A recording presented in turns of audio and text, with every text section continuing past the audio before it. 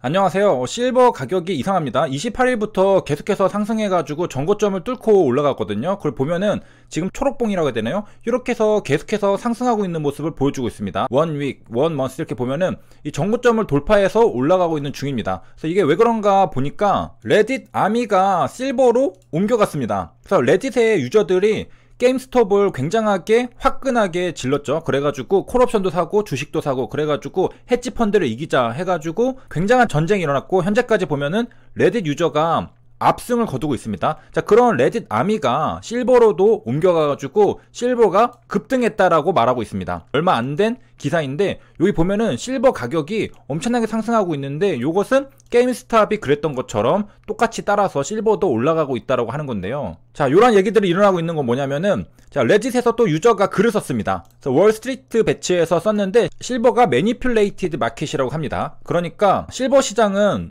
강력하게 조작되어 있는 시장이라는 겁니다. 그러니까 한마디로 포지션을 크게 가지고 있는 인베스터가 있다는 겁니다. 어디든 세력이 있죠. 세력이라는 것은 다른 말이 아니라 비중을 크게 들고 있는 투자자가 세력입니다. 자, 그러니까 실버도 누군가에 의해서 꾹꾹 눌러주고 있다. 그렇기 때문에 실버는 사실 조작되어 있기 때문에 더 상승해야 된다. 그래가지고 실버로 몰려가가지고 지금 급등을 하고 있는 것입니다. 근데 레딧에서도 실버에 대해서는 서로 이야기들이 좀 다른데 우려하는 그런 얘기들도 있습니다. 그래서 여기서도 이제 글을 쓴 거 보면 이제 8,800K 실버를 숏스키즈 하는 것은 배드 아이디어다 라고 말하고 있는데요. 자, 그 이유를 한번 들어보면요. 자, 역시 이 사람도 heavily manipulated 은 시장이 강하게 조작되어 있다는 것은 인정하고 있습니다. 자, yes라고 하고서 은 부족 현상이 있다. 수요가 공급에 의해서 은이 부족하게 되면은 은의 가격은 상승해야 되는데 상승하지 않고 있다라는 겁니다. 그러니까 인플레이션이 adjusted 된 프라이스가 지금 disconnected 되어 있다는 겁니다. 그러니까 current market value랑 disconnect 되어 있다는 겁니다. 그러니까 한마디로 말하면은 은 가격이 시장 가격이랑 괴리가 있다는 겁니다. 그 괴리가 있다면은 맞춰줘야죠. 자, 그러한 이유들 중에 보면은 이제 부족한 거, 은이 필요한 데가 많잖아요. 그래서 industrial use, 은은 산업용으로도 쓰이죠. 뭐 여러 가지로 쓰입니다.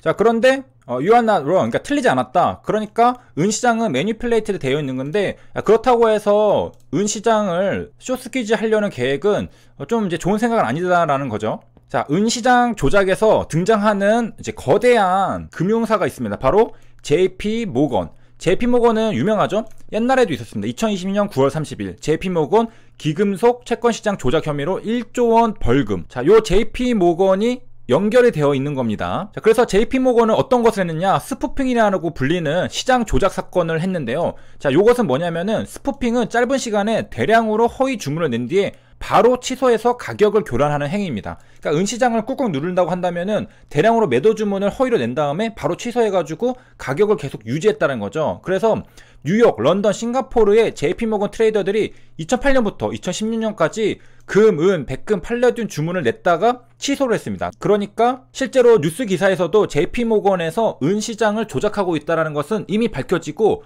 벌금도 1조 원이 나가기도 했었습니다. 그러니까 유명하게 이미 알려져 있는 사실들이죠.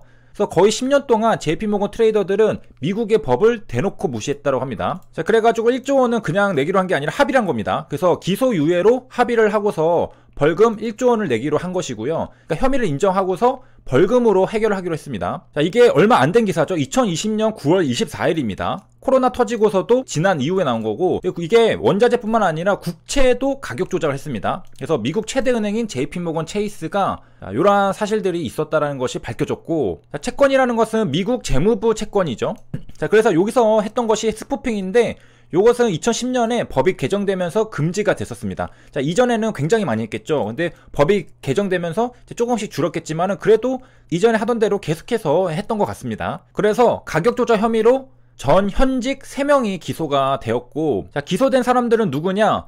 글로벌 기금속 거래 담당자 책임자 마이클 노악이라는 45세 트레이더, 그레그 스미스 55세, 전직 직원 크리스토퍼 조던 47이 기소가 되었습니다. 자, 그 다음에 기사를 잘 읽어보면은 JP모건만 있는 게 아니라 스푸핑을 통해 가지고 기금속 선물 시장을 조작한 UBS, HSBC, 도이체방크 등 은행 3곳에서도 550억 벌금을 부과했으니까 여기 은행에서도 지금 스푸핑이 일어났었다는 거죠. 자, 이렇게 되면은 이제 월스트리트 배츠가 간단한 헤지펀드랑 싸우는 것만이 아니라 만약에 실버 마켓에도 관여를 하게 된다면은 이것은 JP모건이랑도 싸우게 되는 겁니다. 그러니까 굉장하게 사이즈가 전쟁의 규모가 거의 세계대전 수준으로 올라가는 거거든요. 이러면은 JP모건은 세계 최대 은행 중에 하나입니다. 그냥 헤지펀드가 아니라는 거죠. 자, 그래서 우리가 여기서 알 수 있는 것은 미국 형님들은 굉장히 화끈한 형님들이다. 게임스톱 주식을 엄청나게 급등시키면서 헤지펀드들이 거의 항복 수준으로 만들었잖아요. 그런 다음에 또 다른 게임스톱 같은 걸 찾는 게 아니라 이제는 JP모건이랑 전면전을 하겠다 이런 겁니다. 그러니까 이제 시시콜콜한 적당한 기업보다는 이제는 실버 마켓에서 싸워보겠다 뭐 이런 겁니다. 그러니까 끝을 모르고 질주하시는, 그러니까 한번 1등을 먹으셨잖아요. 세계에서 1위 초강대국의 국민 아닙니까? 그러니까 게임스톱에서의 승리는 조그마한 승리고 그것을 발판 삼아서 실버 마켓에서 JP모건이랑 싸우겠다 뭐 이러한 겁니다. 그러니까 한번 발동을 걸면은 끝을 본다는 거죠. 그러니까 보통 사람 같은 경우에는 그 좀 벌고 나면은 좀 챙겨두고서 안전함을 도모하잖아요. 그런데 이제 월스트리트 배치의 형님들은 한번 승리를 하고 나면은 더 대담해집니다. 더 큰 세상으로 나가시는 분들인 거죠. 그러니까 이러한 통큼이 있으니까 이번에 게임스톱도 단결해가지고 승리를 이끌어낼 수 있었죠. 그러니까 조금만 오르면은 심장이 약해가지고 팔고 그러면은 단합이 안 되잖아요. 그 갭이 2배가 떴었거든요. 갭이 2배가 뜨면은 솔직히 수익이 하루 만에 엄청나니까 팔고 싶잖아요. 그런데 거기서 계속해서 더 상승할 수 있었던 게 월스트리트 배치의 레딧 유저들은 팔려고 한 게 아닙니다. 이제 시작이다. 그러니까 포부의 크기를 알 수가 있죠. 거기서. 그러니까 게임스톱 정도에서 멈출 분들이 아니었다는 겁니다. 그러니까 실버 마켓까지 가가지고 지금 싸워보자 이러고 있는 거죠. 자, 그래서 이제 실버 마켓은 조금 더 뭐가 진행되는 거 있으면은 알려드리도록 하겠습니다. 자, 그 다음에 볼 것은 이제 몬테카를로 트리 탐색인데, 자, 이 앞글자를 떼서 MCTS라고 부릅니다. 그래서 MCTS 하면은 몬테카를로 트리 서치구나 라는 것을 우리가 보면 되겠고, 그래서 MCTS의 목적은 가장 최선의 움직임을 분석하는 데 있습니다. 그러니까 우리가 게임을 한다, 알파고가 바둑을 두잖아요. 그러면은 뭐 체스 게임을 한다, 뭐 그럴 때 내가 이길 수 있는 그러한 방법을 찾는 데 사용이 됩니다. 그래서 4단계로 나눌 수가 있는데 셀렉션, 익스펜션, 시뮬레이션, 백프로파게이션 이렇게 있는데 AI 하신 분들은 역전파는 익숙하죠. 이렇게 해서 다시 웨이트를 조정해 줍니다. 그래서 처음에 셀렉션을 합니다. 이렇게 노드를 타고 가죠. 그 다음에 익스펜션, 확장에서는 이 노드를 하나 만듭니다. 그런 다음에 시뮬레이션 해서 이제 결과값들이 나오죠. 그러면은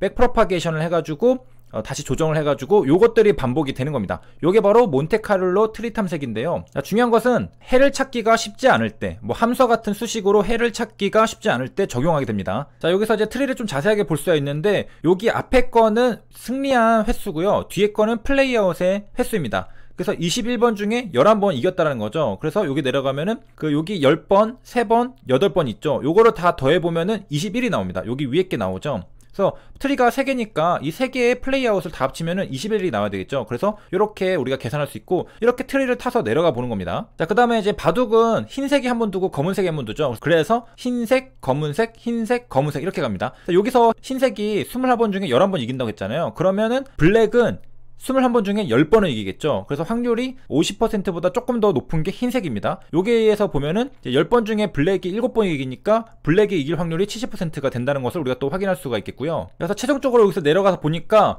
여기서는 이제 블랙이 이기잖아요. 그러니까 좀 조정을 해줍니다. 그래서 여기서는 이제 확률이 떨어지죠. 흰색의 확률이 분모가 22로 커졌으니까 요게 백프로파게이션 돼서 확률이 더 낮아졌잖아요. 자, 이렇게 계산할 수가 있겠습니다. 자, 여기까지 시청해주셔서 감사합니다.